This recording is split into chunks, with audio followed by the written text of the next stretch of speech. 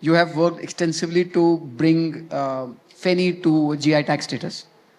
Which other spirits in the India or wines do you think have the potential to gain international prominence? And who should drive this? Like you got it done, but who's responsible? So, actually, it's a good question because this is something that I was privy to. When it comes to, so Feni has organized itself, Caju Feni has organized itself, Coconut Feni has organized itself. The other big spirit, I think, that has potential, and I know that the foreigners are looking at it, is Mahua. Now, interestingly, I mean, I don't know how many of you all know, but Mahua has already been commercially sold, not in India, and it's not made by Indians, it's made by French.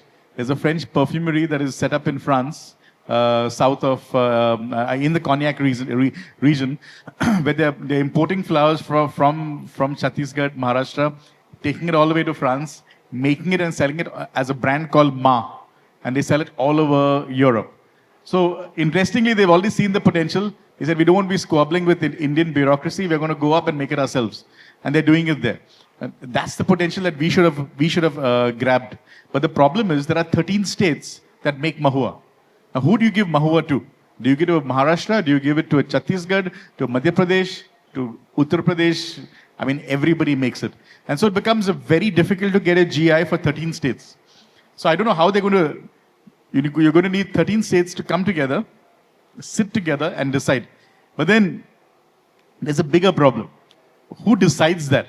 Now, when it came to Feni, I mean, imagine if someone from the Northeast wrote the Feni policy. What if the biggest brand of Feni was owned by an American? And that's what's happening in Mexico. There's some of the biggest brands in tequila owned by Americans. And imagine what the Mexican feels. And that's exactly what we didn't want. So Feni policy is written by Goans, the GI is pushed by Goans, and the brands are owned by Goans. That's the number one thing that we made sure. Now what happens when it comes to Mahua? Who's going to push it?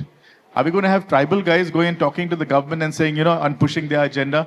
Are they articulate enough? Are they able to stand international scrutiny, talk to people, create policy, build policy? Very difficult. And so when it comes to getting GI, who's going to push it? It has to be people who are created from within the same community. You cannot have an outsider talking about it because GI is not just a product. It is drink experiences, it is also culture.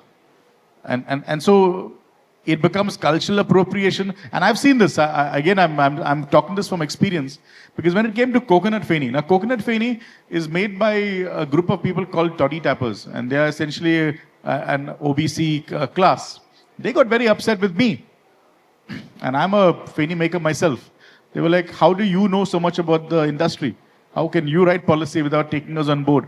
And so, and that's why Caju Feni has a GI and Coconut Feni does not have a GI. In fact, as we speak, there's a meeting happening right now in Goa regarding the GI for coconut.